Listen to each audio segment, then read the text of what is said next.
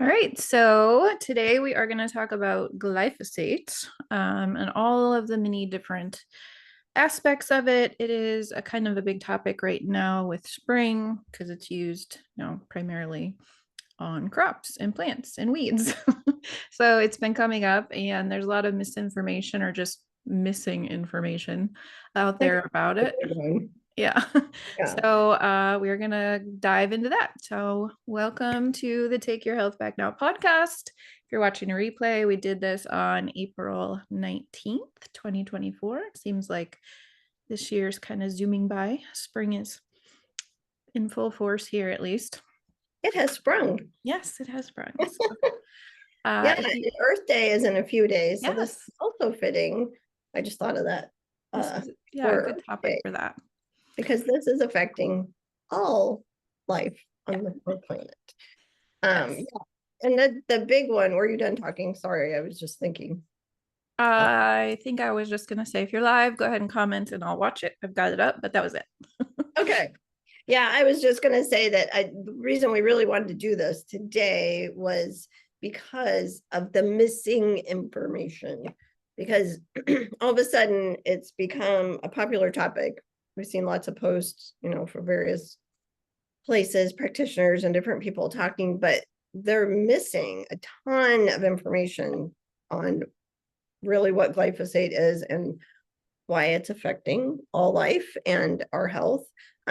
So we really want to dive deep into it and give you all the details just so that you really know, because remember, knowledge is power, right? And you need to know this is something that you can't get away from. I mean, it's And as a key ingredient of a, really, really high profit ingredient or product for a huge global monopoly company, right. it's one of those things that it gets suppressed a lot.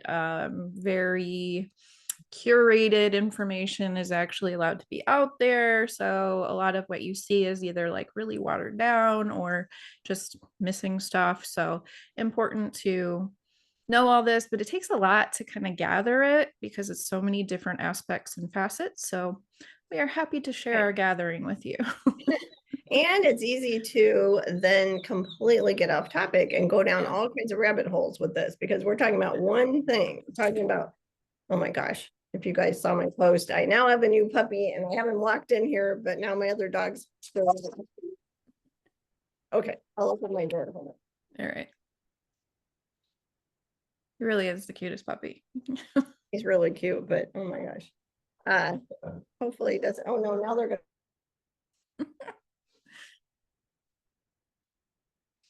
Oh no, now you froze.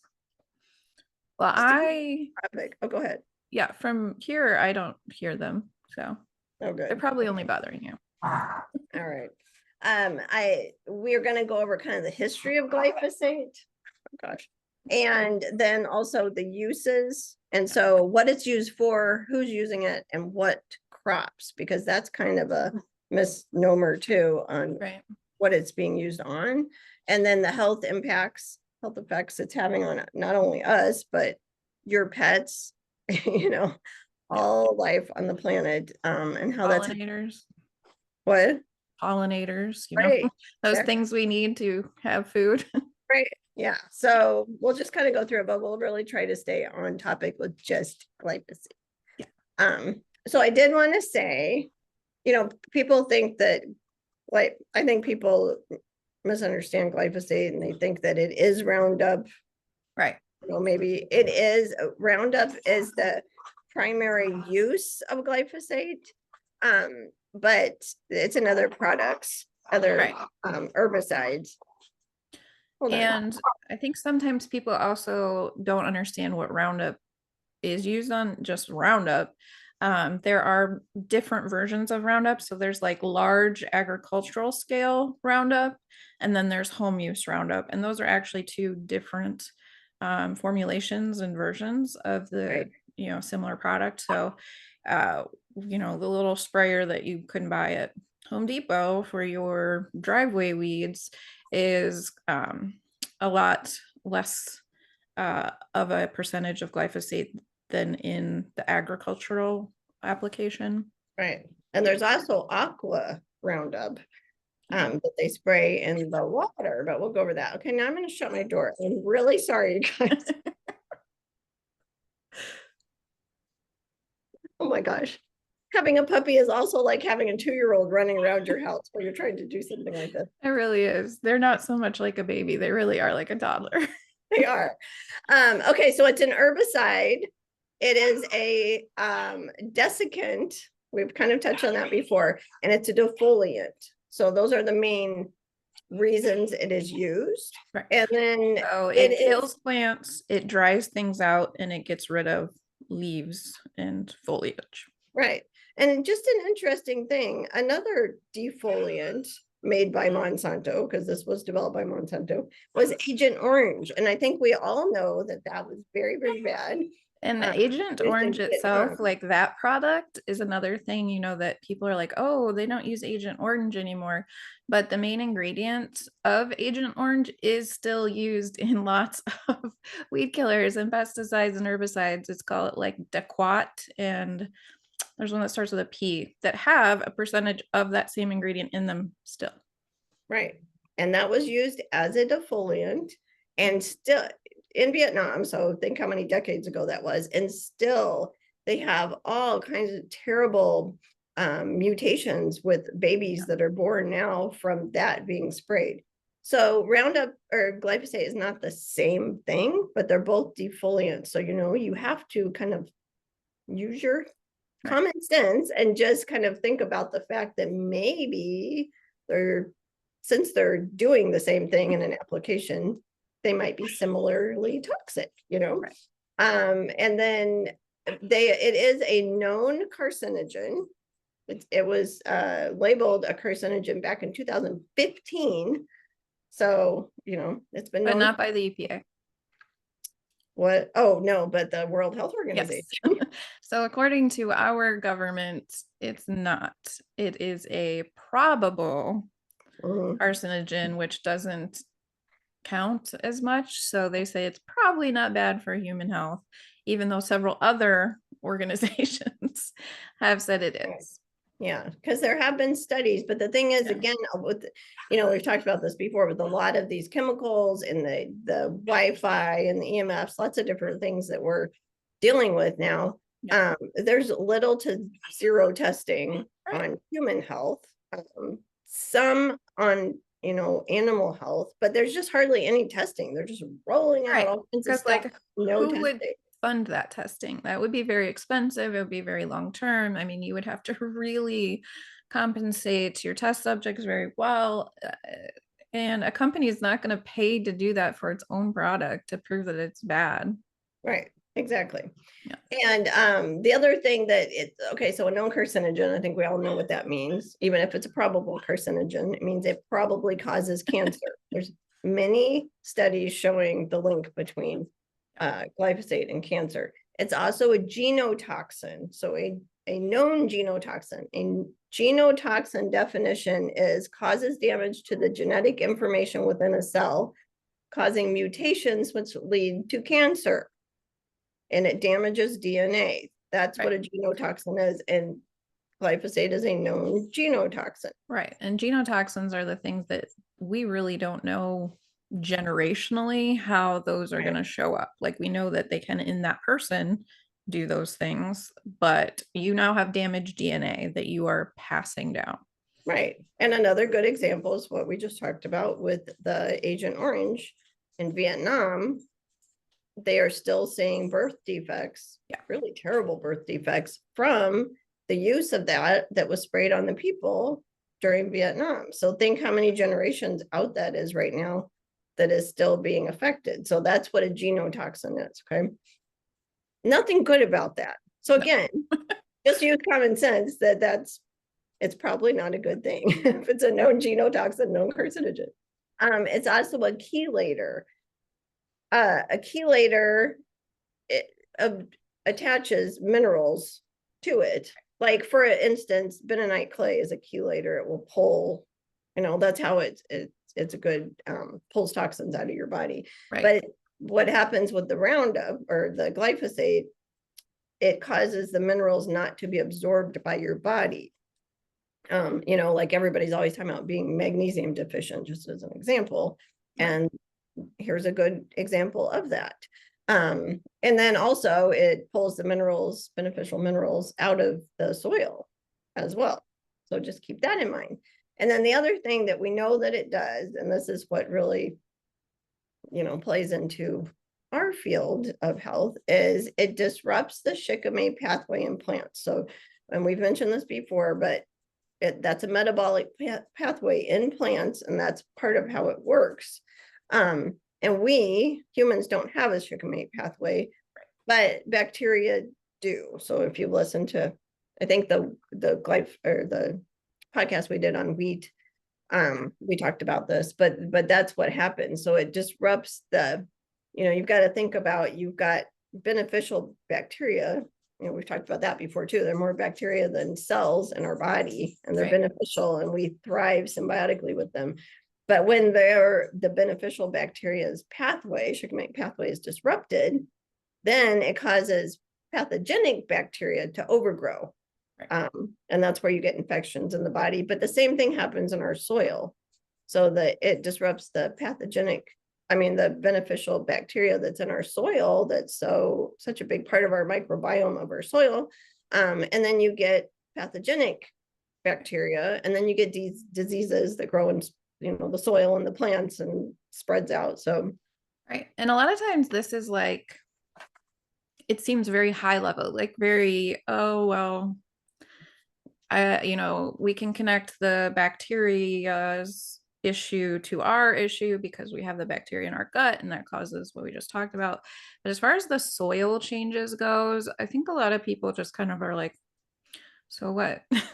Like it takes bacteria out of the soil, but this is becoming a huge problem. We are, you've heard of salt the earth or scorched earth. People have done this. Humans in history have made land unusable for planting and growing food as a way to destroy other people, like to take them over, to destroy them, to starve them.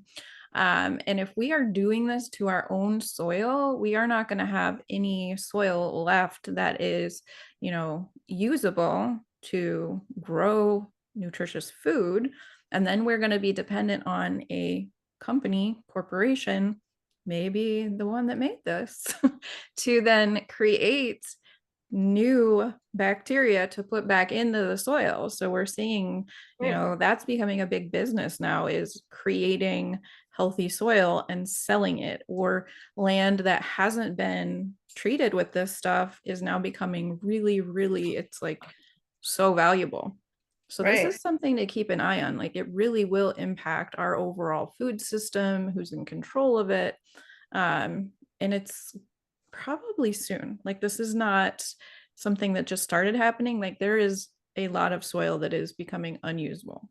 Right. And remember, like literally, guys, you should be following all of our podcasts because they all kind of tie in together, because it's what's happening right now.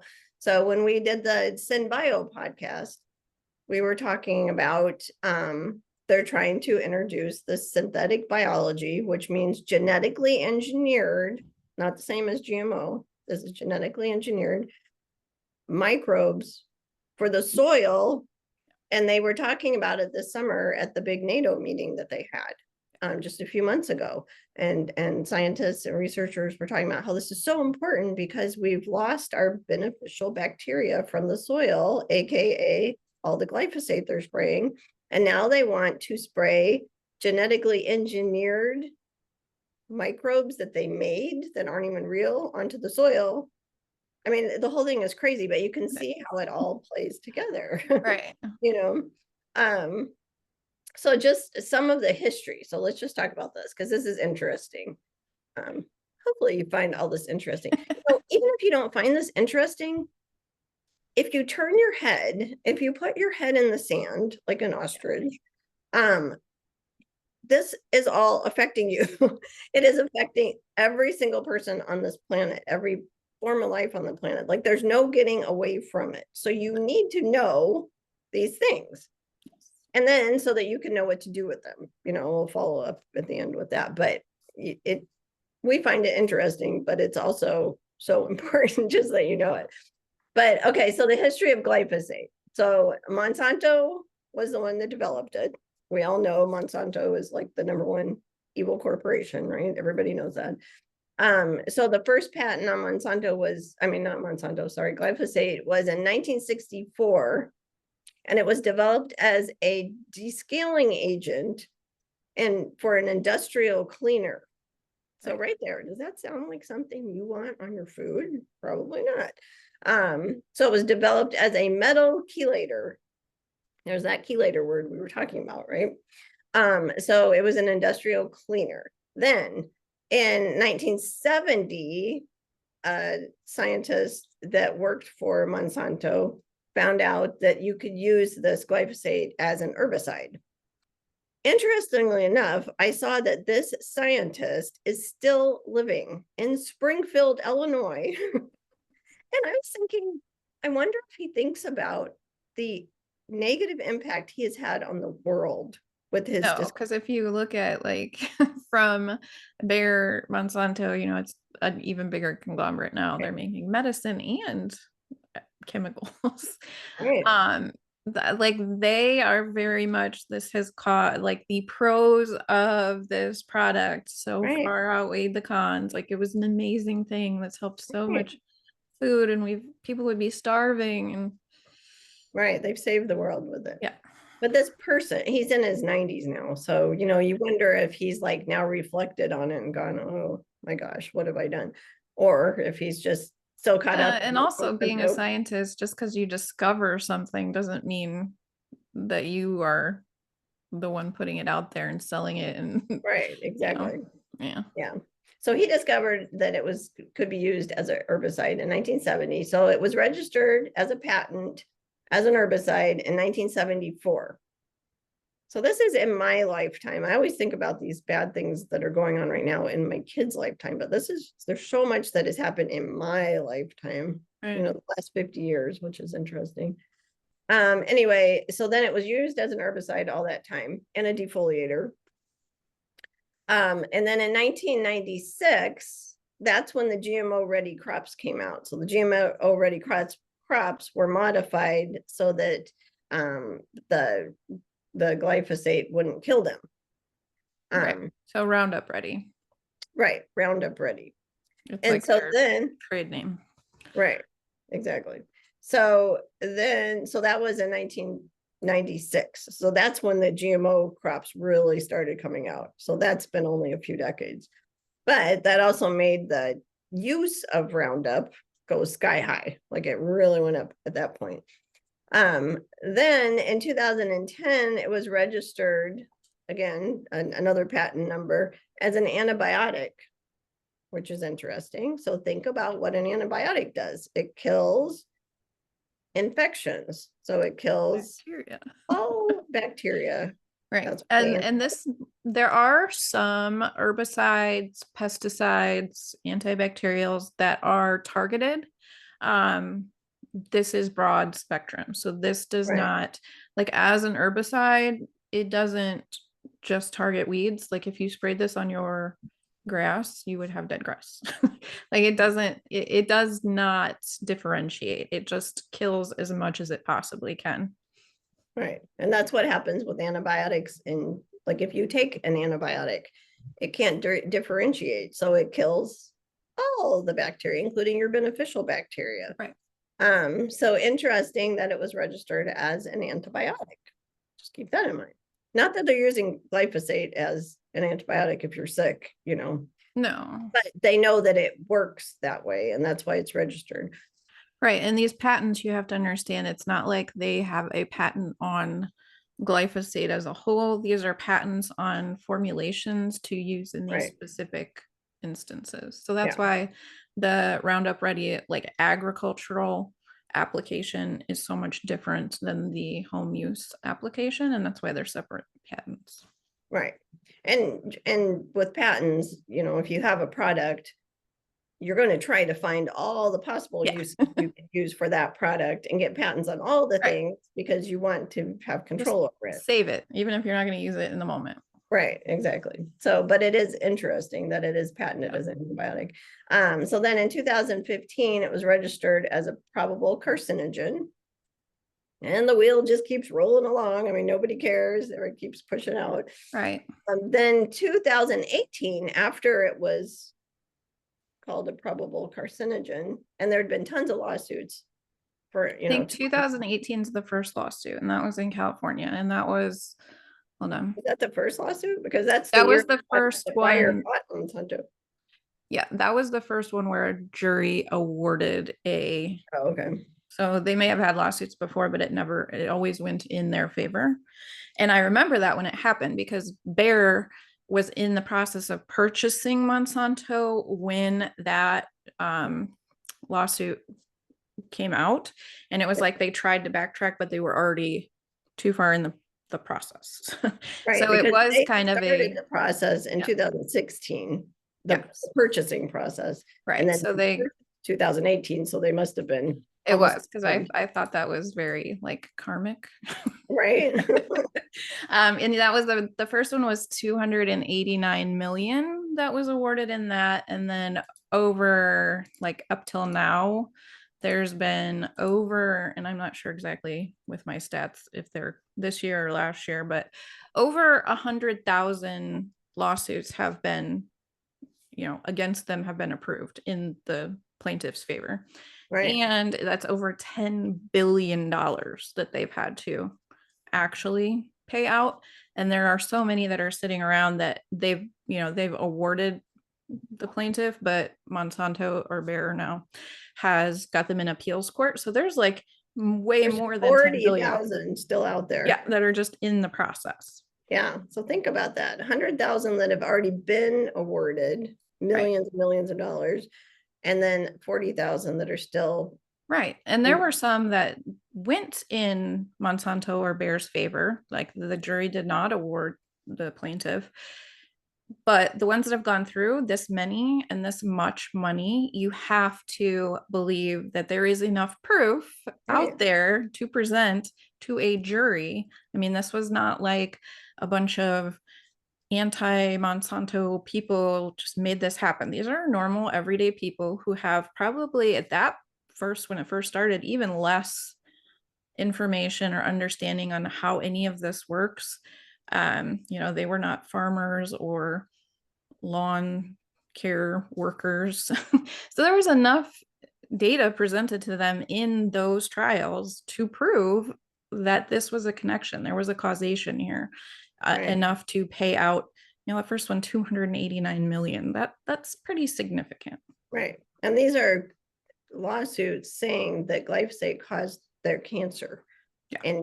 And you deal with a giant corporation like this, you better have a ton of facts behind you or you will never win.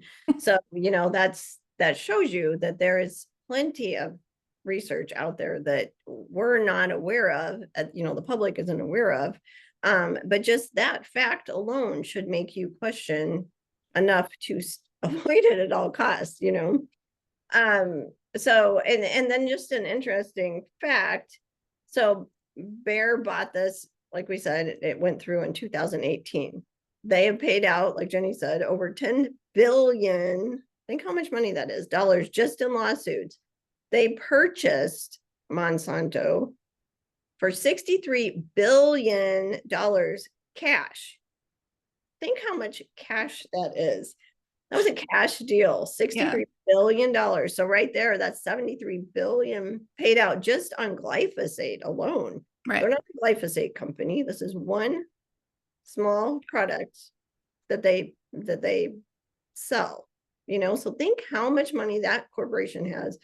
And anytime you see a giant corporation that has so much money to spend, you can guarantee it's probably not good or in your best interest, I should say. No. And then, fast forward up to now, I'm sure we're skipping a bunch we'll have to go back to talk about, but they have decided as of 2023 to stop selling the formulation of Roundup that they have now. So this is not the agricultural application.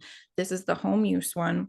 And they have just agreed to do this and announced it. This was never, you know, they're not being forced to do this. Our regulations in our country are saying, well, you still haven't proved that it's cancerous or causes problems, so they can do whatever they want. Right. And the reason is not because they feel bad or it's harmful or they're accepting that as a company. It's because they don't see the profit being there for this version of Roundup because it's become so public. So they are going to get rid of this, phase it out, and they're going to come up with a new formulation that has an alternative to glyphosate that does the same thing. Remember, we've talked about that before, like the BPA, it, in plastics, same thing, came out, made it uncomfortable for the company. So they said, okay, we'll pull that. And then they made BPA free. But what did they do? All they did was remove that chemical and put another one in that does the same job. Right. And turns out to be even more toxic. But in people's minds, they see BPA free and they think, okay, now this is a healthy alternative. Right. And the same thing will happen with this. Yes, absolutely. But it doesn't make it better for you. And just to, as a kind of caveat, just to again make you think, so Bayer is a multinational pharmaceutical company, right? So pharmaceuticals are medications. Yes. So interesting that they sell Roundup. They're also a biotech corporation. Those are the two things that they are. And biotech is the synthetic biology that we keep talking about. And remember, if you've been listening, synthetic biology is much less expensive to produce. So more than likely, whatever, they'll take out the glyphosate, but whatever they put back in is going to be labeled as natural, and will sound better, but it will really be the synbio stuff because they can label it as natural. So just kind of keep that in mind. That's very telling when you look at something like that this company is multi-international, billions and billions and billions of dollars, biotech, pharmaceutical. Right. And then just the other statistics that I had that I just wanted to mention was, so 1974 was the intro of glyphosate as an herbicide.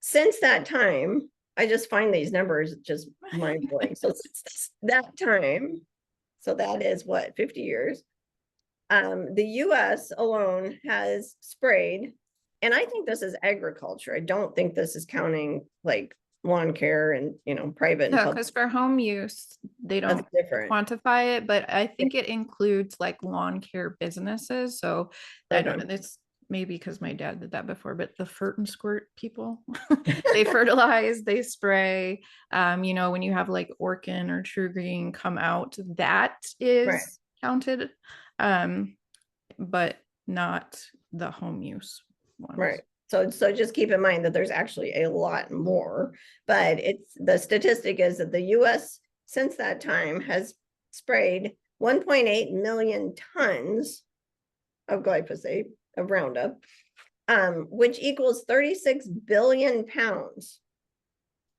Can you imagine? That's just our country. 36 billion pounds of a genotoxin and a known carcinogen. And they have actually now they have these research studies where the EPA is saying it doesn't harm human health because we don't have a shikimate pathway. They don't, like, they're just ignoring that whole thing that we've talked about. But it has been shown that it damages the gut bacteria of bees, which is why we're seeing a decline in bees, which are very important. And it also not only just kills them, but makes them more susceptible to other disease. And it Roundup itself has other ingredients that suffocate bees, which is awful. And it kills a bunch of milkweed, which is what monarch butterflies eat. So that's why we've seen a massive decline in that. So I think New York's been the only one as like a government entity, but the City, the Attorney General of New York, actually filed a lawsuit against them and won for like reparations for their deceptive practices on the um, issues with pollinators and butterflies. So now they have like a $7 million fund to help regenerate those things in New York. Um, yeah, so it's crazy that we can prove that it is a an issue with the digestive health of bees, but we can't quite get that applied to humans. Right. Yeah, it's crazy. Yeah. And all the other states, nobody else is paying any attention. But yeah, I had written down that 84% of all milkweed plant has been killed. Yeah. Because it's a weed by the glyphosate. 90% of the monarch And population. 90%, right, are gone. And then the rest of them, there's all kinds of studies showing that pollinators as well as birds, different things, are totally affected by all this viral, the EMFs too. Right. So, but remember, we're just talking about this one thing and how this one thing affects so much. The other thing to do with bees, like Jenny said, disrupts the bacteria in bees, so kills most of them. The ones that are left, there's a lot of them that are diseased. Yep. And then there's this disease that they're saying is taking over bee colonies and killing them, and they don't know why. So they came up with a bee vaccine. So there is now a bee vaccine, which is a biotech pharmaceutical. I wonder what company might be involved in that. Right. So just think about this. And then worldwide, it was 9.4 million tons, which equals 188 billion pounds sprayed across the world. Right. Since that time. And there are some countries that have banned it, and then there are other countries that you can only use them like for agriculture or different things. But right. Even so, even with that, it's 180 billion pounds. It just blows my mind. And I had just written down that we went up 15 times after the GMO ready crops came out in 96. So, but I mentioned that. Okay, I think that's all I had for the statistics. Oh, one other thing is right now, 75% of all rainwater samples have glyphosate in it. Oh yeah, that was part of that New York Attorney General lawsuit, was that they did not disclose the aquatic damage that could happen, even though they knew about it. So that was part of that. Yeah. Right. And it's so crazy because they also use the aqua roundup. You know how I found that out is just because I was walking my dogs at Miller Park in Bloomington. If you happen to be someone that lives in Bloomington, you know the park. And I saw these guys down there with these big packs on their backs spraying in the water. And so of course I go running down there. I'm like, what are you spraying? And they said, oh, aqua roundup. And the point was to kill the algae blooms, but actually algae blooms are caused by runoff from the Roundup they're spraying on the park. Yeah, it's so crazy that the bacteria is damaged and the whole microbiome of the water is out of whack. So now the dangerous algae takes over and blooms, which causes problems to all the wildlife and can get into the water source for humans. And I wonder who could possibly come up with a solution. Oh, Bayer Monsanto. Imagine that. And so it's in all the 75% of all rainwater. Yeah. So you figure, anything you spray on the ground goes down into the aquifers and into our groundwater. It goes out to our rivers, it goes into our streams, it goes out to the ocean. And then on top of that, we've got them spraying the aqua roundup in the water. So we don't get new water on Earth. It's a closed system. It goes into the water, it goes up, it evaporates, it comes back down. So there's less of filtration process, I think, than people understand. I think they're like, oh, well, it got in the water and then we can filter it and it's fine. We only filter the water in cities that we're gonna drink, and that filtration process, we were at an expo the other day, he's like, yeah, it hasn't really changed since like 1929. So exactly probably not filtering out these kind of chemicals. I mean, I know it's not a probably, but you can make that connection without me telling you. Right, it's not being filtered. It just keeps recycling back. Right.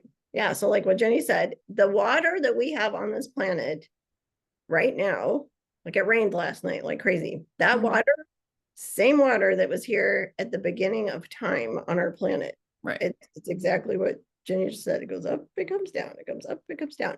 And those municipal city water departments, like you said, 1929, that was before all of these chemicals. That was Yes. before all this stuff. They are not equipped to deal with it, especially not nanotechnology. I mean, so that's not working either.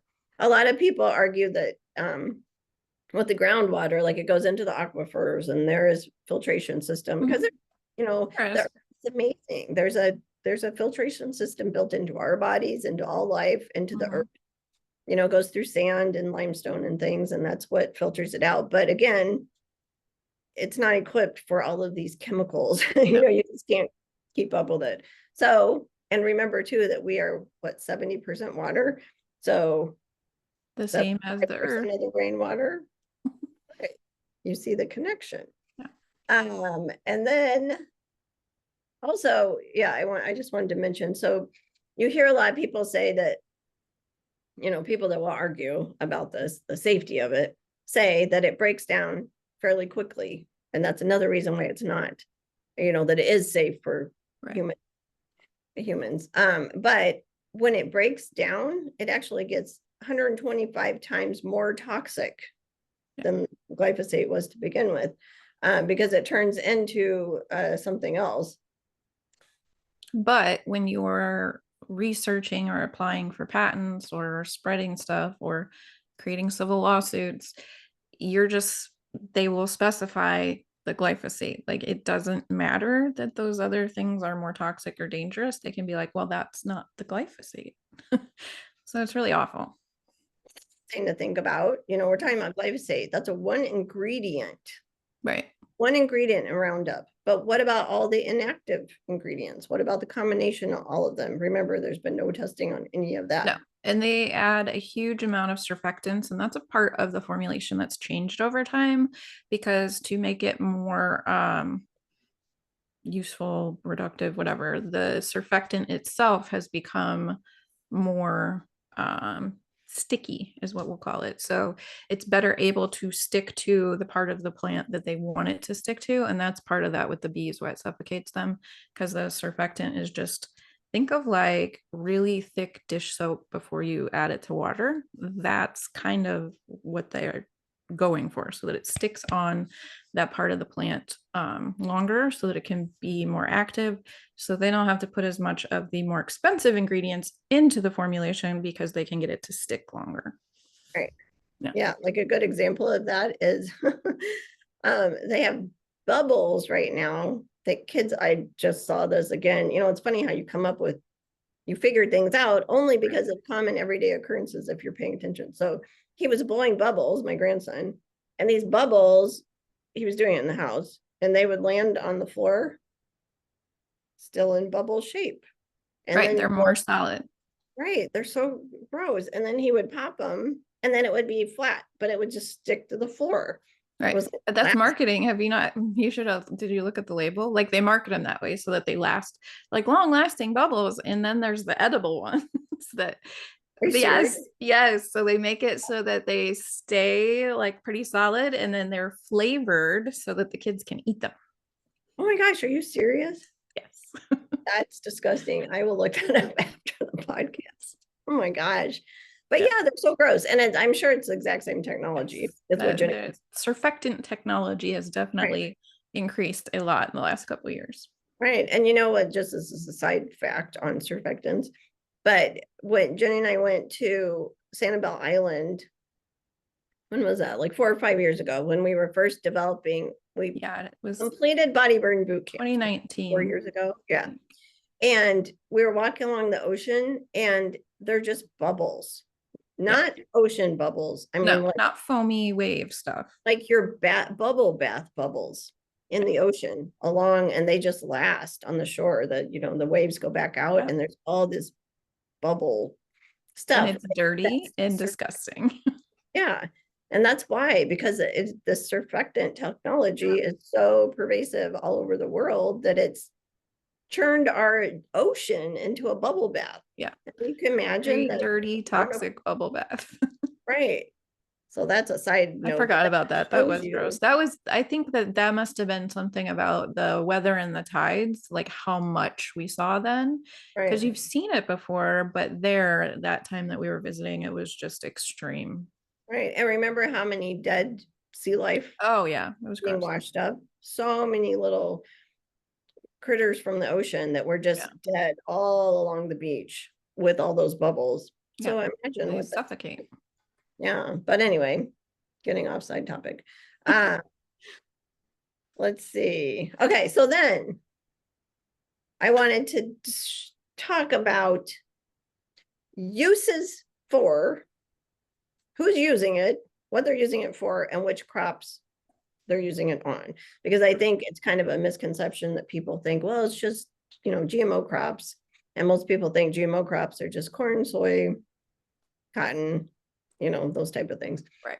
But it's the usage is so wide and so prevalent in every aspect of our Right. And this is that life. issue where people think it's just Roundup. Like they're only thinking of Roundup because those GMO crops are the main Roundup ready crops. So people like if you're involved in this type of stuff, you would make that connection pretty easily. But glyphosate itself, not necessarily Roundup, is used for all kinds of other things. Like we mentioned, it's a desiccant. Right. Yes. And this is where this misinformation or lack of information that was really bothering us this week comes into play. Not so much the facts, that's just to give you background, but Right. so you have to understand, okay, yes, it is used by conventional farmers for sure. Big ag, all the bigs do not have your best interest in heart. So big pharma, which is Bayer, big ag, which is Bayer, overlap with the Roundup. Yeah. So then the conventional farmers are using, the majority of them are using GMO crops, but they're also using non-GMO crops. But all of that is being sprayed with this Roundup glyphosate, okay? So conventional farmers are using it, like Jenny said, as a desiccant too. So we'll just kind of go through that. So they use it to eradicate weeds in the crops, right? They use it to desiccate crops 2 weeks before harvest. And we talked about that in the wheat podcast that we did, to dry out the crops. Yeah. Because it can instantly kill and dry them out. Yeah. So a lot of people don't, I mean, if you don't live in a farming state or have not ever been involved with large scale farming, like gardening is different. Those big crops, the process is plant them, get rid of the weeds, grow them, fertilize them. Then once they are at the point where it's like optimal harvest time for production, profit, not necessarily nutrition, then they want the plant to die as quickly as possible so that it doesn't continue to ripen or get moldy or like timing is a big thing. Like they want the whole field to be at the same point. So in nature, that's pretty you don't get to pick. Nature just does it, right? So now to optimize profit in production, they use desiccants. So they know, hey, everything's about where we want it to be. So we're going to spray the desiccant. It's going to immediately kill it and dry it out. So it's not going to sit there and rot. It's going to die at the state it's at. It's going to dry out. And then in 2 weeks, we can harvest the whole thing, take out the soybean, the corn stalk, or, the corn cob that we want. And then it will stay dry while we put it into storage or, shipping. You see the big corn cribs, that used to be the main way. We would put air into it, we would spin it around to dry it out. Now we're using chemicals to do a lot of that process. And that's when there's that overlap out of the GMOs and on other things like wheat. So we'll talk about that. Yeah. They also use it on orchards. That's a big one. And vineyards, you wine drinkers. And then they also use it for, it's called Kim fallow, but they spray the fields like after they've harvested the crops. Then they come back because they put multiple applications of this on. First to kill the weeds, then to desiccate, then this Kim fallow, and that goes and kills all the weeds that are left after they have Right. harvested the crops. So you can see how many. Right. And it's chem fallow. Like fallow earth is earth that cannot be used. Right. Done by chemicals, Kim fallow. Yeah. Then also landscapers use Yeah. it.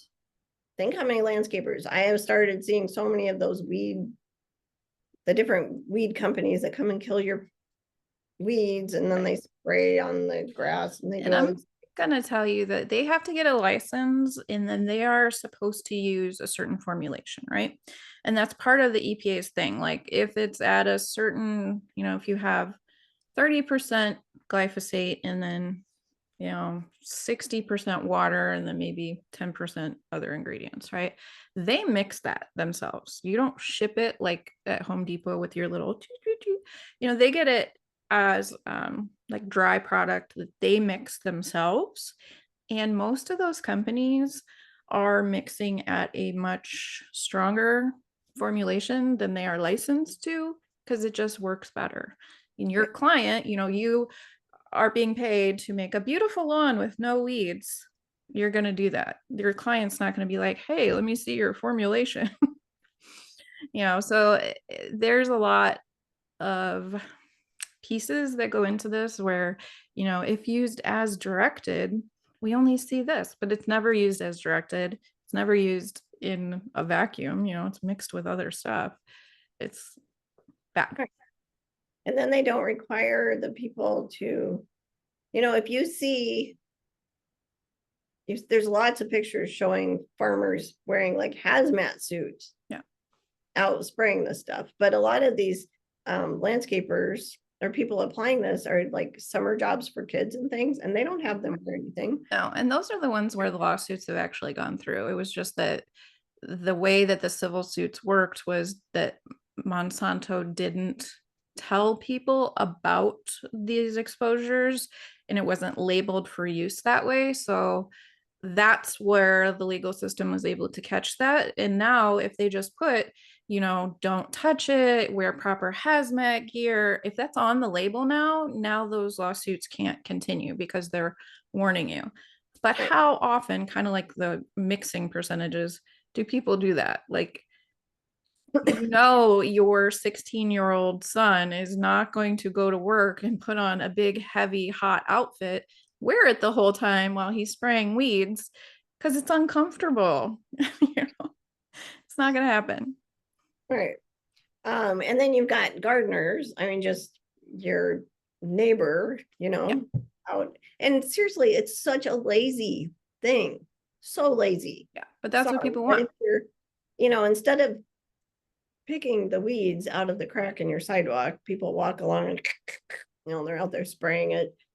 Just get some exercise and bend over. Right. Or even like, it's so funny because like vinegar, lemon, anything acidic works really well, but you have to, spray it correctly. You have to do it when it's sunny. You can't let it wash off. And it takes longer. And then you have to go pick those weeds out. And like that extra step, that little bit of extra time and planning, people are like, it doesn't work. I hate it. I just need something in a can that I can spray. Like they do not care. Right. They don't care. And it comes down to everything with health too. You want the quick fix, easy, convenient, right. Magic bullet, that kind of thing. Yes. Hopefully you who are watching this and listening do care. It's not everybody. No, but most people, most population want something quick and easy and cheap. And that's what they're going to prefer. They're going to stick their head in the sand about the harms. And those are your neighbors. Your lawn doesn't just have a big invisible barrier. Your water system doesn't, it's not in your house. It's connected to everything. Right. Yeah. Also parks, that's a big one. Yeah. Think about parks. I mean, that's where little kids are playing. I mean, all kids are playing, people are walking, your dogs are walking. And they put, like here in town, again, we've got these huge parks. We've got some really nice parks here, big parks. They'll put one little tiny flag. Yeah, the It's, requirements for letting people know is insane. yeah, It's it's like one so little flag. limited. It's like a postage stamp for Right. a giant park. And most people don't even know what that little flag means anyway. And then they have one No. for the entire park. Who's going to know? Yeah. People have, and I don't think they know at all that it's being sprayed. And they spray it several times a year, like the spring and the fall. Schoolyards, that's a big one. Lawns, golf courses. I mean, it's just all over the place. And then foresters and biologists also use it, and they use it a lot to promote, certain desirable plant growth. And then they use it on invasive plants. And there's a lot of invasive plants now. And Mhm. again, you can get rid of invasive plants. You either embrace them just because they're here, or, constantly pulling them out, digging them Yeah, up, or things like like that. controlled burns, which people are so against. They're so Right, dangerous. Well, so are these chemical alternatives. right. And a controlled burn is a natural approach because Yes. that's what happens in nature. Right. But again, a lot of these invasive plants have come because we now have the ability to travel all around the Right. world. People bring things back. But it also is because our ecosystem is sick. Mhm. It's just sick. It's out of balance, just like our bodies. And so it's, these invasive plants can grow up. Right. And And then not just all invasive, like this is a problem for the ones that are not invasive, but are, weeds or will take over the other more beneficial plants. right. Same as your microbiome. Yeah, exactly. Yeah, it's exactly the same. Um, and just an example of this, again, walking my dogs, I see lots of things walking. Um, I noticed that I saw these guys spraying, again, they've got their tanks on, and they were spraying along the creek at one of the parks. Mhm. So I went over and I said, "What are you spraying?" And then they said, "Oh, Roundup." I'm like, why are you spraying? And it happened to be the Ecology Action Center, who is, Ecology Action Center. Yeah. We Um, thought we would like them a long time ago, and we have never really vibed with them. no, and we found out that they are okay with that. And the reason they were okay is because there's a lot of honeysuckle that grows along the creek, but Right. it's invasive. So they're trying to kill it all. And so they're spraying. So what happens with that? Okay, it's the lazy man's way to do it. So they're killing these plants, they're spraying it. All of that's going right into the creek. It's a little creek, and kids play in that all the time. So not only are they playing in it, and they were playing in it that day. I was so mad. Um, but the other thing is, okay, honeysuckle might be an invasive species, but it is loaded with bees and Right.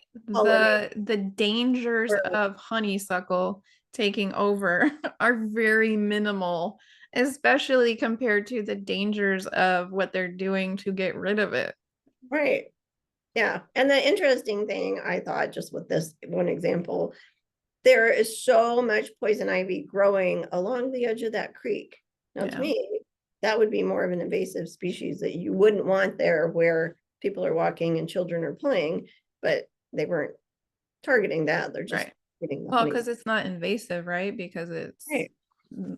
it's part of this it's that just people get that tunnel vision. So these people, Ecology Action Center or foresters or whatever, they are only thinking about, encapsulating the natural ecosystem of this park or this city. And if it's a plant or an animal that is from somewhere else and isn't supposed to be here, that's all they're thinking about. They're not thinking about the actual full ecosystem and how that might integrate or what the benefits might be. Like that's all they're thinking about, is keeping it pristine in their mind with only things that were here to begin with, which really, if you go back far enough in time, everything was from somewhere else at some point. even people, look at Yeah. people, how we are so mixed at this point. Everybody says, Right. oh, I'm, part Irish, part English, part I've got a little bit of Native American, everybody's got several different Right. nationalities, and it's the same thing. Our biodiversity is changing, a lot of it due to just the way we are now traveling all over the world. But anyway, and just another example, my mom is a big activist on glyphosate, trying to spread the word on it. And one of the things that happened to her this year is she was part of the herb guild here in town. And the herb garden has always been, I mean, it's grown naturally without chemicals. And it's just a really beautiful little garden they have. And they have all of these edible plants. It's really cool. Then all of a sudden they decided to start spraying Roundup on their sidewalk that goes through the garden, Yeah. rather than do some other alternatives like put down gravel or vinegar or pull the weeds out. They just started having the park district come in and spray it twice a year. So now you've got this beautiful herb garden that you're promoting as organic and, you know, good for all pollinators and everything. Right. And But it's you're kind of like educational, like teaching people how they can right. do that. Yeah. But yet they're spraying Roundup right there on the sidewalk. So people are on the little path. So people are walking through there, Right. have no idea it's actually getting on the plants. It's crazy. Right. And a lot of it is cost. Like we don't put enough of a budget in to pay someone to actually go through and weed or, to mitigate with, like you said, like gravel or ground cover, those kind of things. So it's so much cheaper and, labor is faster to do it that way. And then it just always comes down to the money. And ease. Yeah. Um, so for the crops, what it's being sprayed on, so that was who is spraying it, basically the Right. uses for it. This is what, Everybody. right. Everybody but us. Right. So, and just keep in mind, 80% of all GMO crops are Roundup ready, like we mentioned before. So the GMO crops are corn, soy, canola. Excuse me. Oh my gosh, we talked all day yesterday because Days. our coaching calls, and then we had an expo. I think Yeah. I'm losing my voice. Anyway, so canola, that's canola oil. Sugar beets, so that's the majority of all sugar in processed food. Alfalfa, think of who eats alfalfa? All livestock. Cotton, so that would be, think how much is made from cotton. Right. Plus, excuse me, cottonseed oil that is in all processed food. Canola oil is all processed food, corn, soy, all processed food. Then also summer squash. There's an apple, pink pineapple, papaya, and potatoes. So And things actually, with really thin skin. what? Sorry. The crops with really thin skin. Right. Yeah, exactly. And that's another thing. Think about with this glyphosate, with Roundup, the crop, whatever the plant is, they pull it up through the soil. So it Mhm. goes into the system, and it's also sprayed on. So Right. you can't wash this off. Like some people say, oh, I use vegetable spray and, Or I peeled the apple or I peeled the potato. no, it doesn't matter. Yep. It's in all cells of the plant. Yeah. So those are just GMO crops, but think about the GMO crops. Where do all those crops, what are they used for? Food. And not just food for people, it's also food for livestock. Right. So it's the animals that you are then, meat. It's for dairy. So they've eaten this. It's in literally all processed food.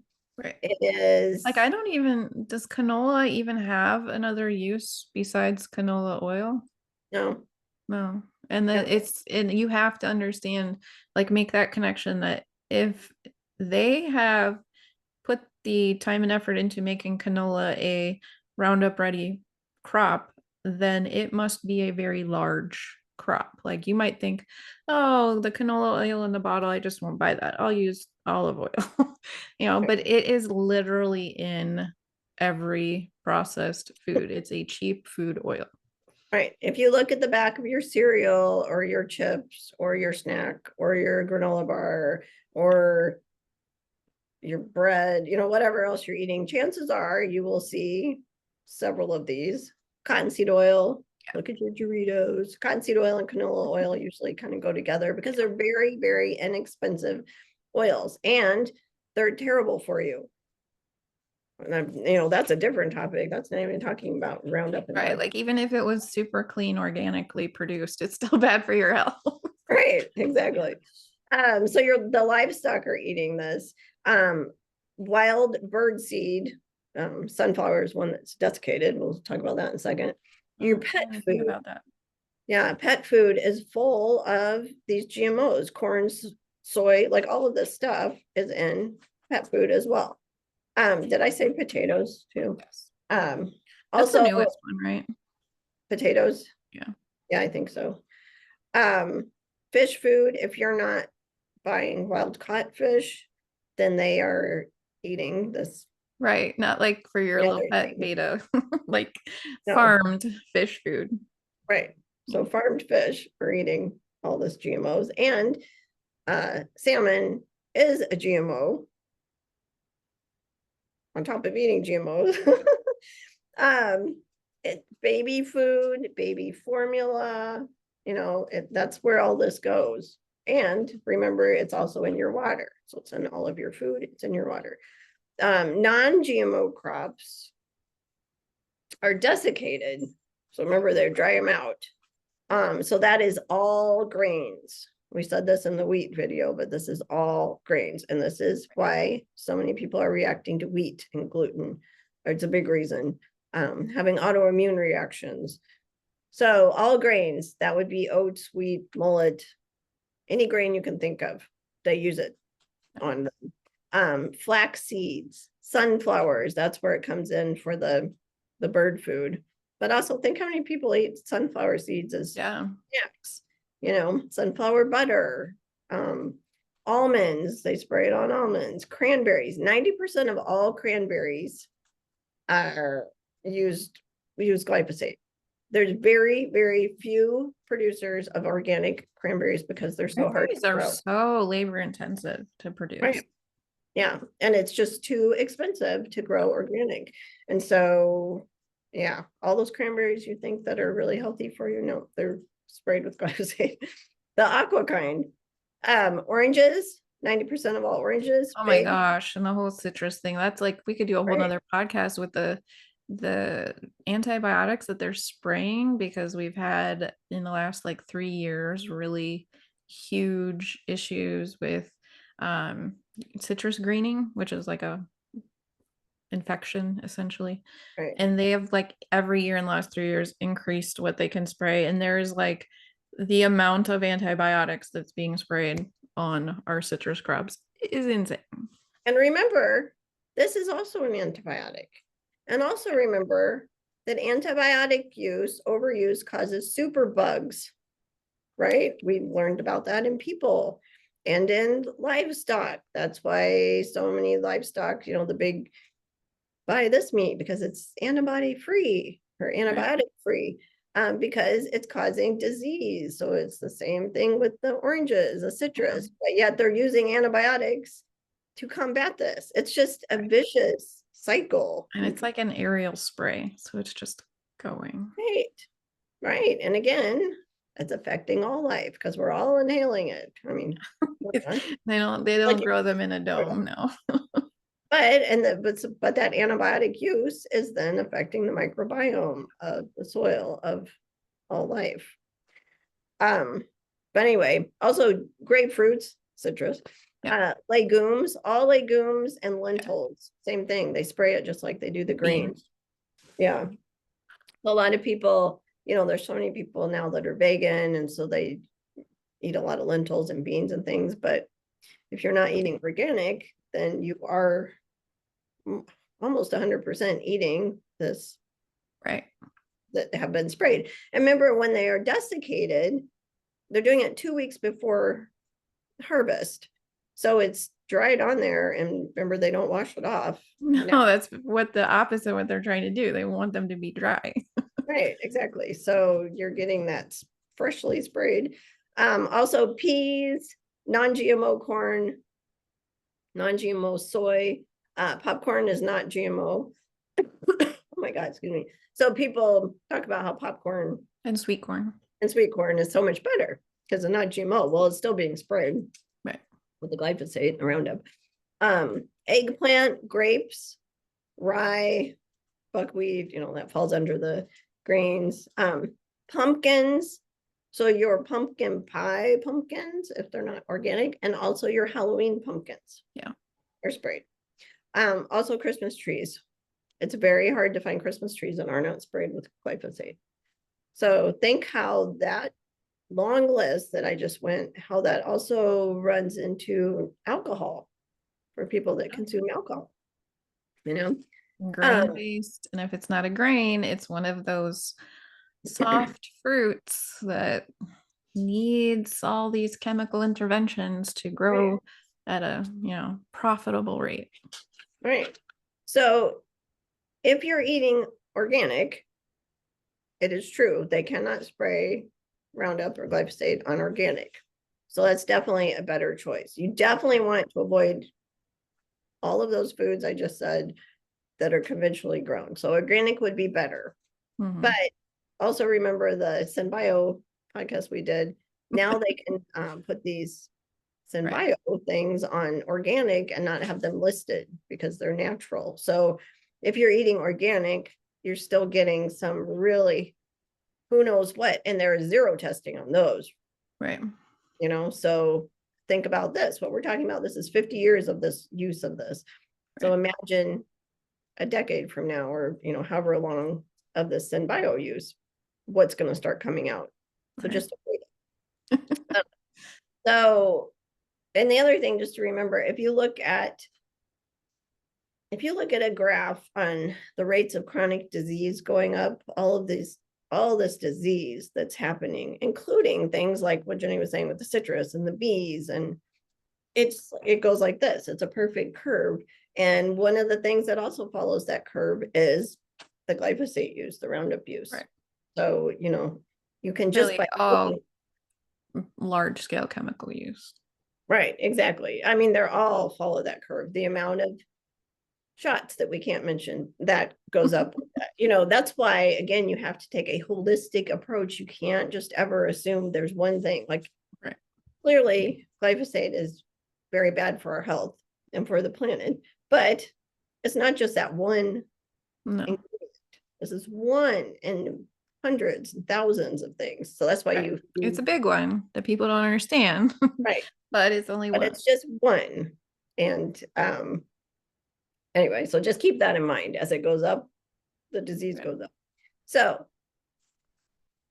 I just wanted to go over what is linked to glyphosate as far as health effects. Yes. Okay.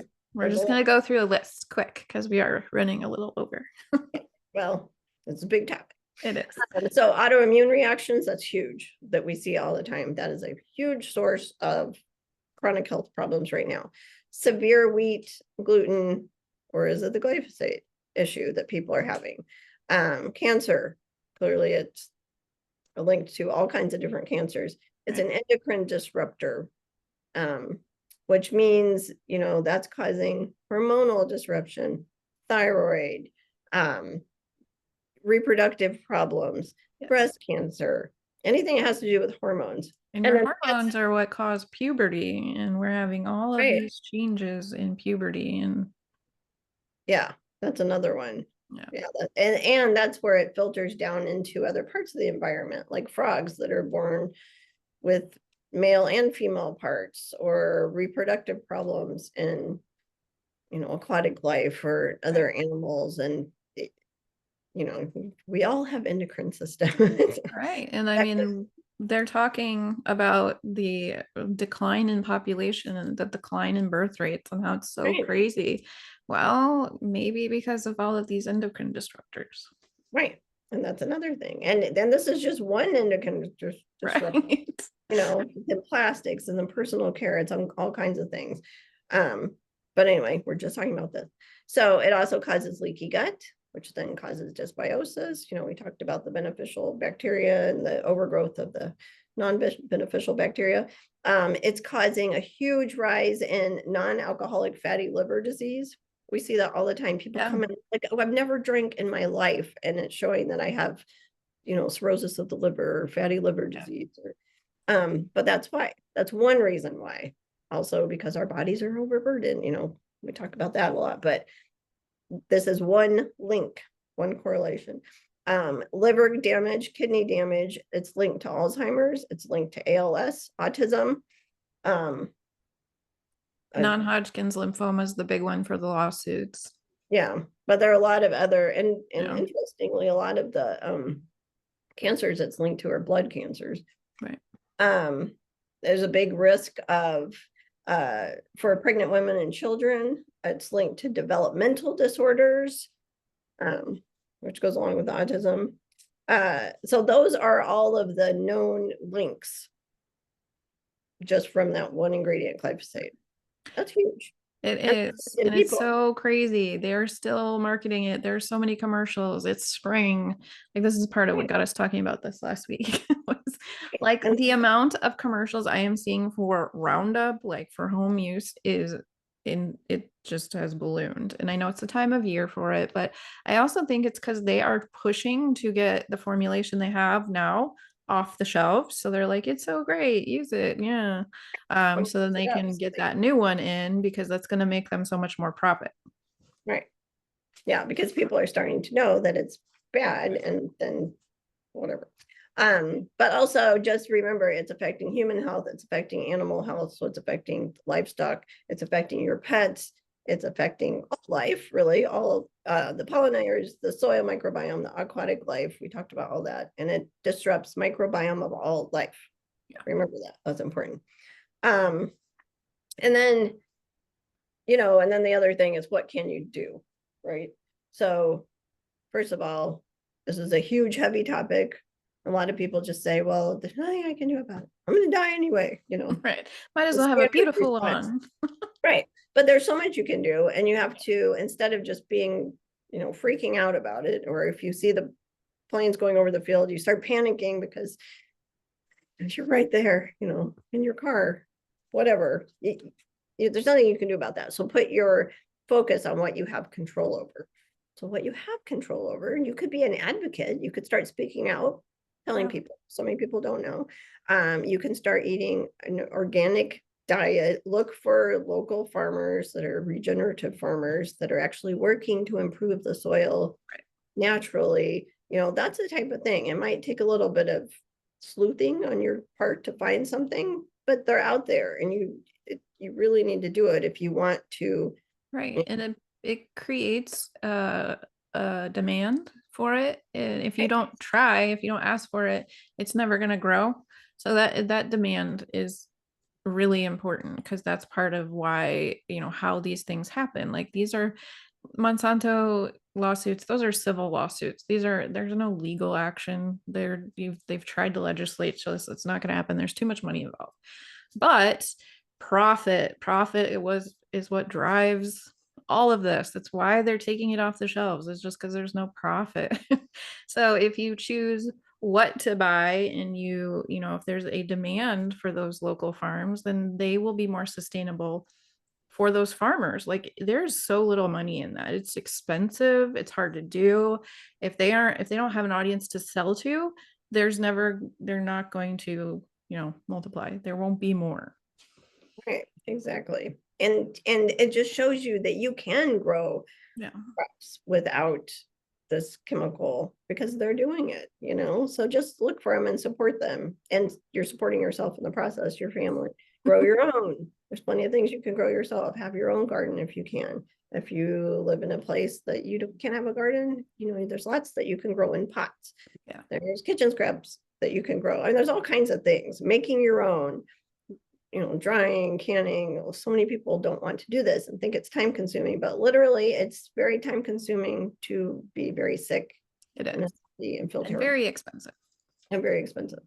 Also, as far as and I did want to say that right now, 80% of all adults and children tested show glyphosate in their blood and or urine samples. But, so that's scary, right?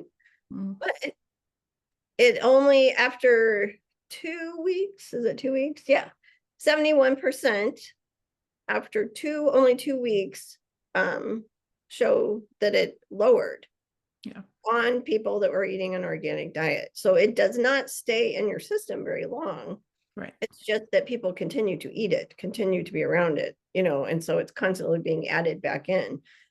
So if you take yourself back and do what we're suggesting, pretty quickly, you can definitely lower Right. the amount in your body. The other thing to do is, first of all, you have to use a detoxing lifestyle. You can't just do a magic detox and then continue to eat this stuff. Right. You have to support your body, but also eliminate it from your diet or your life. There's a few things you can do, like that you can take to help detox it, but again, it's not even worth it unless you're removing these from your life. Right. Like it's something that you need to do a lifestyle change if you want to support, like jumpstart that first phase. Like even in our programs, we do recommend a few different supplements to support that first period of change. But then you have to have that lifestyle that keeps that stuff away.